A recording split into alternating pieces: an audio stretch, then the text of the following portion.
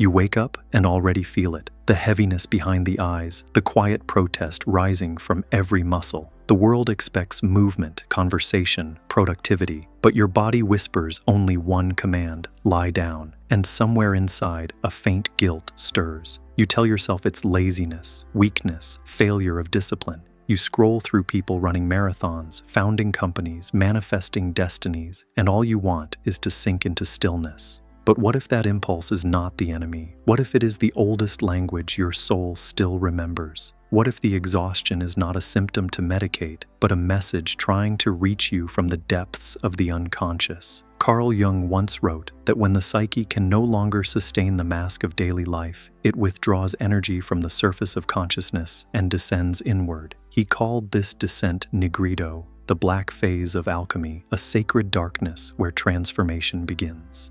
To modern ears, it sounds poetic, but Jung meant it quite literally. When your conscious life becomes too full of noise, too bright, too linear, the psyche does what nature does in winter. It retreats underground, and in that retreat, fatigue is the body's prayer for silence. We live in a civilization terrified of stillness. Our worth is measured in metrics, our peace in productivity apps. Even our vacations are optimized. Rest has become something to earn, not something to honor.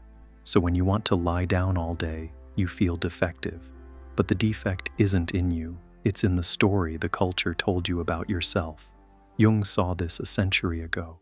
He wrote that the modern person loses contact with the rhythm of the earth. The psyche becomes sun-scorched, overexposed to doing, undernourished in being, and just like soil that's been farmed without rest, it stops producing life. What looks like apathy is actually psychic drought. Imagine if a forest tried to stay in perpetual bloom. No winter, no decay, no stillness. It would collapse within a generation. Yet this is how we force our minds to live. Endless daylight, no night. So the soul intervenes. It whispers through exhaustion, enough. Jung believed that every psychological symptom has a symbolic intention. A panic attack might mean too much future.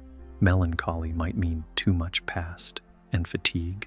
Fatigue says, I can't carry this false self any longer. When energy vanishes without medical cause, it is often because the libido, what Jung called the life force, has been withdrawn from outer projects and redirected inward. It is a recall notice from the unconscious. Return home. There is work to do here. He compared it to a tree in winter, diverting sap from its branches back into its roots. From the outside, the tree looks dead. Inside, it's gathering strength for spring. So when you feel that desperate need to collapse, don't rush to pathologize it. Ask instead, what truth have I been too busy to hear? Because sometimes the body lies down only so the soul can finally stand up. Think of the last time your energy evaporated overnight. One day you were functioning. The next, you couldn't move. You blamed diet, stress, sleep. But somewhere beneath, a silent equation had broken. The ratio between your outer life and your inner truth. Perhaps you were forcing enthusiasm for a job that quietly eroded your spirit.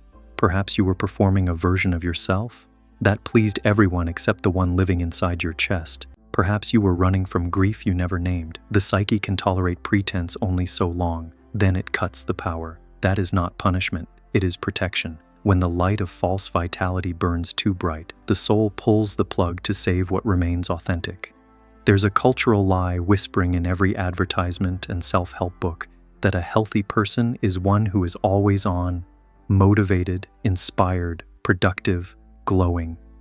Jung would call that a collective inflation, an archetype of the solar hero run amok. But the psyche, like the cosmos, moves in tides. Even the sun sets every evening. So the next time you feel guilty for doing nothing, remember this. In the language of the soul, nothing is not empty. It's fertile. It's where the unconscious reorganizes itself. The urge to lie down is often the moment before a new image of life forms inside you.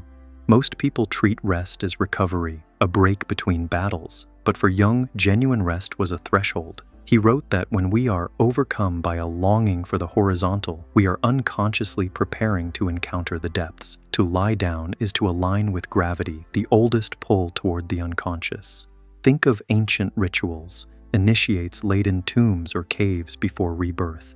Think of sleep itself. Every night we surrender consciousness, and every morning we return with fragments of dream. Lying down has always been the body's gesture of surrender to mystery. So when your energy collapses, ask, what am I being asked to surrender to? Because often, the soul doesn't want you inactive, it wants you receptive. In Jungian terms, the collective shadow of our era is the fear of uselessness. We worship the archetype of the warrior and the creator, but exile the archetype of the dreamer. We see repose as regression, yet without regression, no genuine renewal is possible. The shadow doesn't disappear when denied, it grows stronger. That's why burnout has become a global epidemic. We keep pushing against nature's law of rhythm. Jung warned that when a society refuses to honor the inner life, the unconscious revolts through collective fatigue, anxiety, and apathy. He would say we are living through a mass negrito, a cultural lying down, where humanity is forced to rest, so that something new can emerge. Picture your exhaustion not as an enemy to fight, but as a child tugging your sleeve saying, "Look at me." Every symptom is a metaphor, and fatigue's metaphor is surrender. It says, stop pretending to be the machine. Remember you are the forest. Sometimes the soul speaks softly, through a dream, a coincidence, a faint sadness. When we ignore it, it shouts through the body. It says, no more pretending that your pace is natural. It says, no more splitting yourself between who you are and who they need you to be. The desire to lie down is the body's rebellion against the false god of efficiency, and in that rebellion lies redemption. Let's name the hardest part. Even when you finally rest, you can't rest. Your body lies down, but your mind keeps auditing the guilt. You think of messages unanswered, goals abandoned, people who might outpace you. That inner critic is not personal, it's cultural possession. Jung used that word intentionally, possession. It means a complex has taken over the ego. In this case, the complex is the drive to be useful. It whispers that your existence must justify itself every hour. To break that spell, you don't argue with the voice. You outweight it. You let it talk itself into silence. And in the quiet that follows, something ancient stirs. The sense that being alive, breathing, sensing, existing is already enough. Anthropologists note that lying down was once sacred posture. In dream temples of ancient Greece, seekers would sleep on stone beds, hoping the gods would heal them through dreams. In Egypt, initiates lay in the sarcophagus not to die, but to simulate death, to learn its wisdom while still alive. Modernity has forgotten this. We associate lying down only with illness or laziness, but Jung might say, the impulse is archetypal. To lie down is to reenact the death of the old self, the micro-death that precedes any rebirth. So when your body refuses to rise, maybe it remembers something you don't. That descent is part of the sacred pattern. Try this. The next time fatigue floods you, don't ask, how do I push through? Ask, what is pulling me down? Gravity is not an enemy, it's guidance. It draws you back to the ground of being. Maybe your soul is calling you to grieve. Maybe it wants to show you an image, a dream, a forgotten joy. Maybe it just wants silence, the only condition in which it can speak. To listen, you must stop performing health and start practicing honesty. Tell the truth of your tiredness.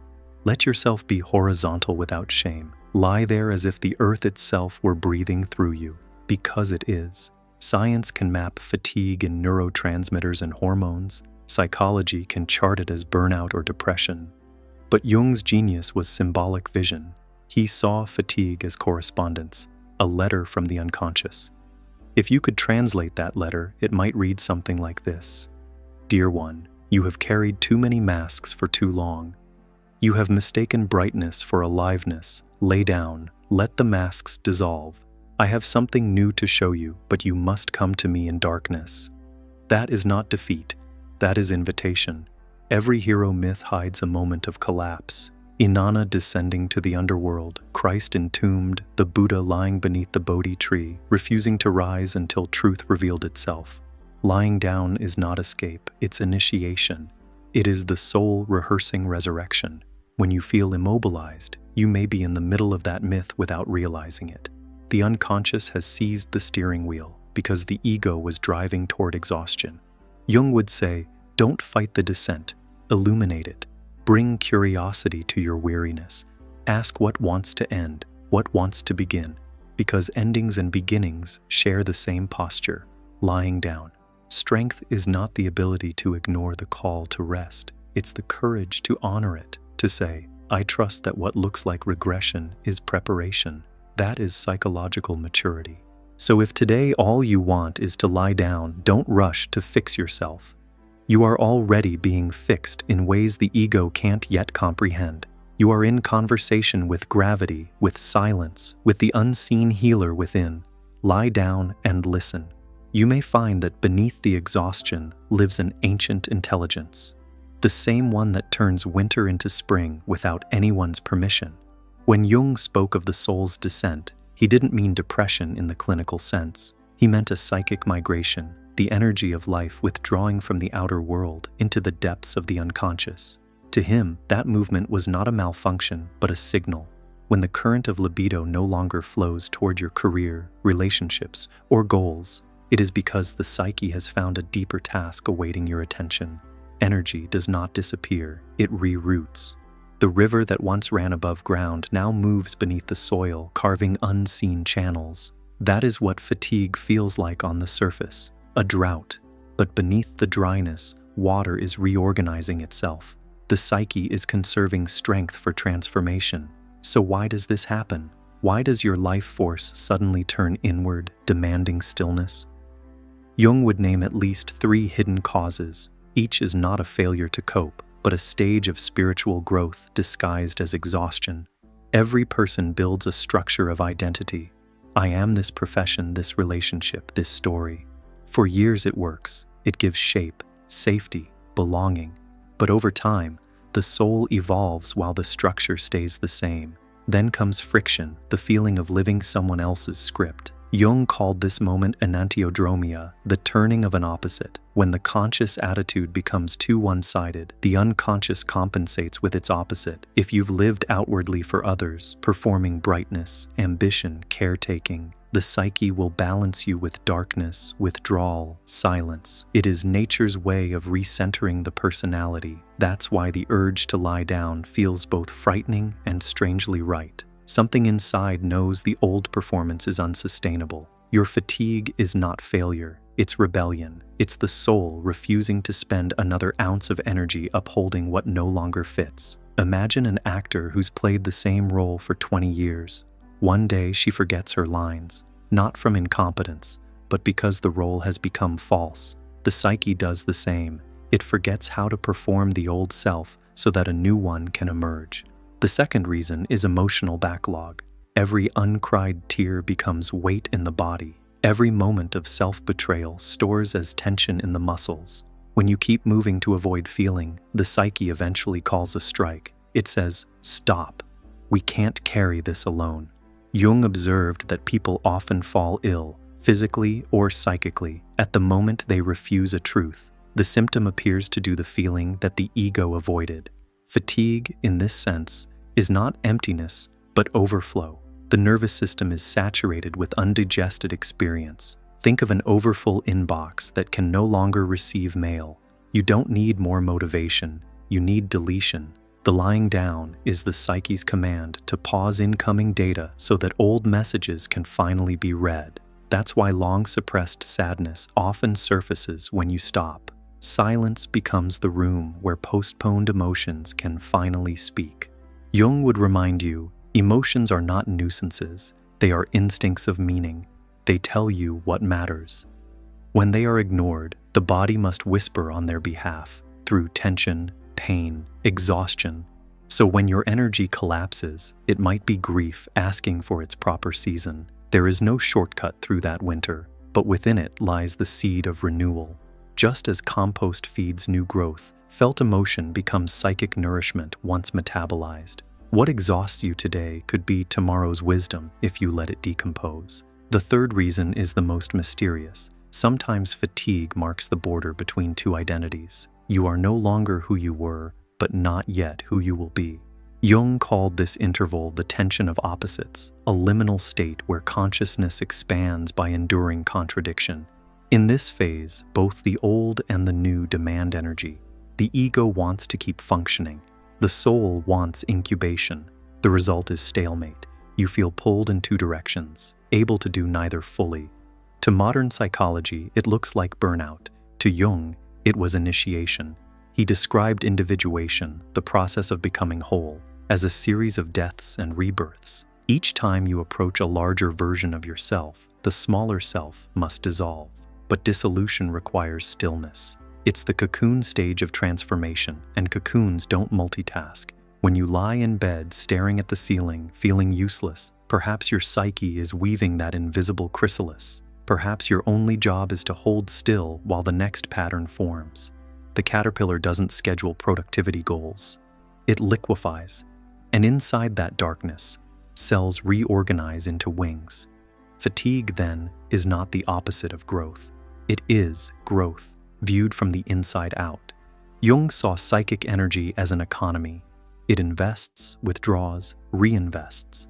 When too much is spent outward, pleasing, striving, adapting, the unconscious repossesses its currency. It calls a psychic bankruptcy, forcing the ego to reevaluate its expenditures. That's why vacations don't always fix exhaustion. Resting the body without adjusting the direction of energy is like refinancing debt without changing spending habits. True restoration requires redirection of libido toward authenticity. Ask yourself, where has my energy been wasted on what is not truly mine? Every false obligation is an energy leak. Every yes that means no drains vitality. The desire to lie down is sometimes the psyche's emergency measure to plug those leaks. Once you see fatigue as message, the relationship changes. You stop asking, how do I get rid of this? And start asking, what is it telling me?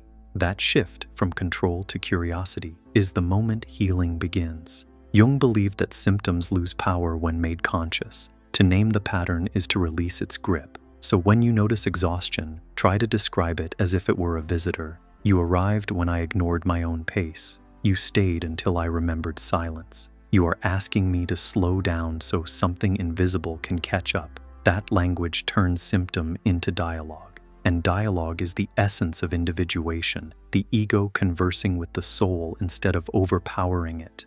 Every civilization encodes this pattern in its myths. The hero descends before illumination. Persephone sinks into Hades before spring returns. Jonah rests in the whale before he finds his voice. Christ sleeps in the tomb before resurrection. These are not stories of defeat. They are metaphors of psychic rhythm. The descent is not optional, it's structural. To skip it is to remain half-born. When your own life enters that horizontal season, you join that lineage of descent. You are living an ancient story in modern form. The couch, the bed, the floor, these are your temporary underworlds. How do you know when the descent is complete? Not by the return of energy, but by the return of meaning. You start caring again, not in the frantic way, but in the quiet way. Ideas flicker, colors regain depth, time softens. You feel less like doing and more like being done through. That's the psyche resurfacing. The same current that withdrew now flows outward again, carrying with it the sediments of what it learned below. People call it inspiration. Jung called it integration. It happens naturally once you've listened enough. Forcing it early only sends you back underground. Patience, he said, is devotion in disguise. If you take nothing else from Jung's vision, remember this. Exhaustion is not the enemy of awakening. It is its threshold. It strips away what is inessential so that essence can breathe. The world will still tell you to hustle, but the soul knows another arithmetic. You cannot create from depletion, only from alignment. So the next time your body begs to lie down, let it. You are not lazy. You are recalibrating. You are not losing momentum. You are regaining direction. You are not falling behind. You are falling inward, into the place where your real life waits to meet you. And maybe this is only the surface, because Jung believed that when the soul withdraws energy, it's not only to make you rest. Sometimes it's preparing you for something far more mysterious, the loss of meaning itself. He called it the dark night of the spirit, a stage where even rest no longer restores you. It's painful, but it's also sacred. Would you want me to go deeper into that? Into what happens when rest doesn't heal? and how Jung taught his patients to find the light inside that darkness. If you do, write "go deeper" in the comments, because that is a conversation we need to have. If part 1 was the descent and part 2 the recognition, then this final part is the return, the moment when the wisdom you met in darkness becomes the compass that guides you forward. Because lying down was never the end of the story, it was the door. The question is, what happens when you open it? Most people, when they finally acknowledge their exhaustion, immediately look for ways to get better. They reach for supplements, schedules, affirmations, anything to climb back to normal. But Jung would caution, if you rush to fix a symptom before hearing its message, you silence the very intelligence that's trying to heal you. The psyche doesn't speak English. It speaks image, symbol, dream, synchronicity. If you feel the need to lie down all day, you're not just tired, you're being spoken to in a forgotten language. So, begin by listening, not with analysis, but with attention. When the heaviness comes, don't fight it. Lie down deliberately, as a ritual, not as defeat. Ask silently, what are you trying to show me? Then wait. You may not hear words, but you will sense something, an image, a memory, a mood. That is the beginning of dialogue. Jung's favorite method for this dialogue was what he called active imagination, a way to meet the unconscious halfway. He taught that when energy withdraws from the world, it doesn't vanish, it condenses into image. Dreams, visions, fragments of feeling, these are the psyche's emails. Active imagination is the art of reading them. Here's how you can practice it. When you feel the heaviness, close your eyes. Instead of resisting, picture the fatigue as a character. Maybe it's a woman in gray robes, maybe a vast sea, maybe a tired animal lying in the grass. Don't invent, observe. Ask it who it is, what it wants, what it's protecting. Then simply write down whatever comes. You are not making it up. You are allowing the unconscious to speak in its mother tongue. Metaphor. Over time, you'll notice patterns, repeating images, symbols that evolve. They are not random. They are the psyche's way of narrating your transformation. Active imagination is not about control, it's about relationship, and relationship is the opposite of repression. Wherever you form relationship, energy begins to flow again. Jung said that every dream is a spontaneous self-portrait of the psyche. When you're fatigued, your dreams often intensify because the unconscious finally has your attention. Keep a notebook by your bed. When you wake, write down every image you remember, even fragments. A flooded house, a closed gate, a sleeping child. Then ask gently, what part of me could that represent? The flooded house might be your emotional life asking for boundaries. The closed gate might be a forgotten desire. The sleeping child might be the self that needs nurturing, not productivity. You don't need to interpret perfectly. Dreams unfold meaning over time. What matters is relationship, treating them as living messages, not puzzles to solve. As Jung wrote, the dream is its own interpretation if you listen long enough. Your body is not an obstacle to your soul. It is its instrument. Every ache, every pulse, every wave of fatigue is a form of communication. When the urge to lie down comes, don't fight gravity. Cooperate with it. Lie flat on the floor if you can. Feel the weight of your spine meeting the earth. Let your breath deepen naturally. Don't command it. Follow it. Then ask your body, where do you feel empty? Where do you feel alive? You may notice subtle sensations, heat in the chest, a vibration in the stomach, a lightness near the throat. These are not random. They are the body's yes and no. Over time, you'll learn to distinguish the fatigue of depletion from the fatigue of transformation. One is static, the other hums, pregnant with renewal. That difference is sacred discernment. When you feel trapped in exhaustion, ask yourself 3 Jung-inspired questions. What am I avoiding feeling right now?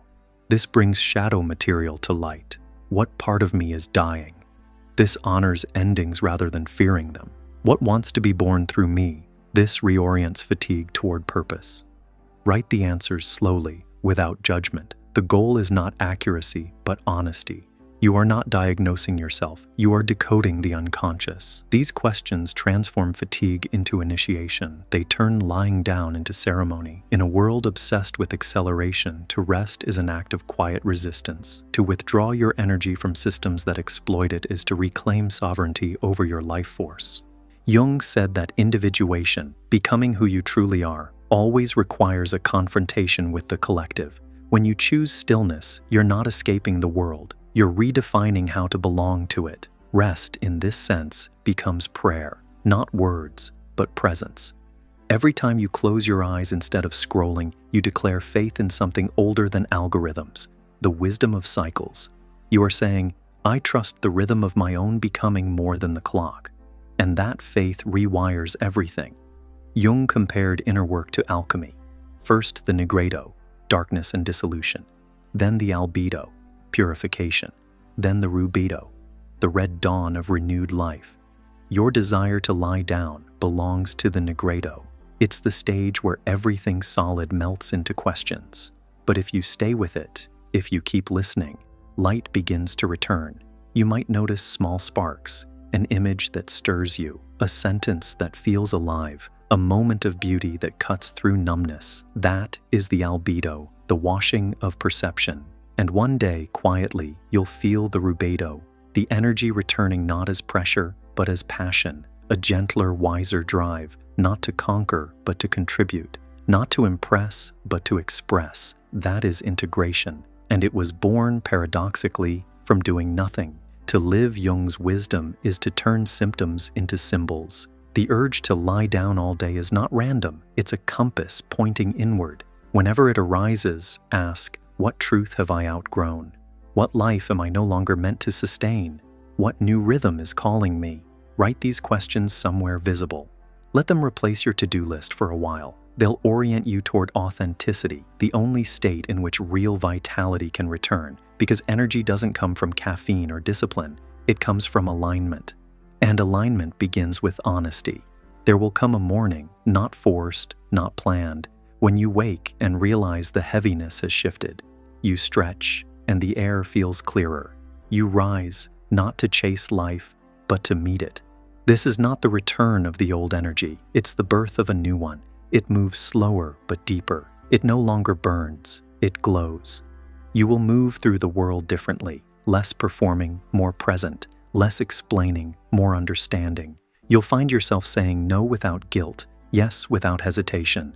That is what Jung meant by individuation, the moment you stop living from expectation and start living from essence. Jung once wrote, "The patient learned not to see less, but to see more wisely." May that be true for you. May your rest sharpen your sight. May your fatigue become your teacher, your stillness your sanctuary, your surrender your strength.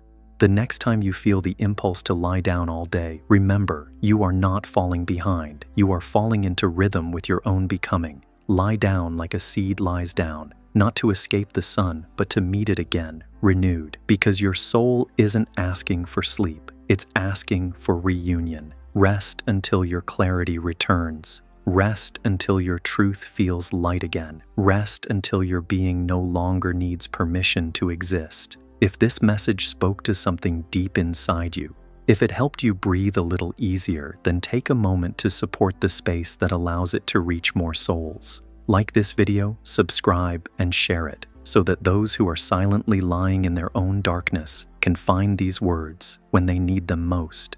Thank you for your presence, for listening with your heart, and for walking this path of awareness together. Until we meet again, may you honor your tiredness as sacred.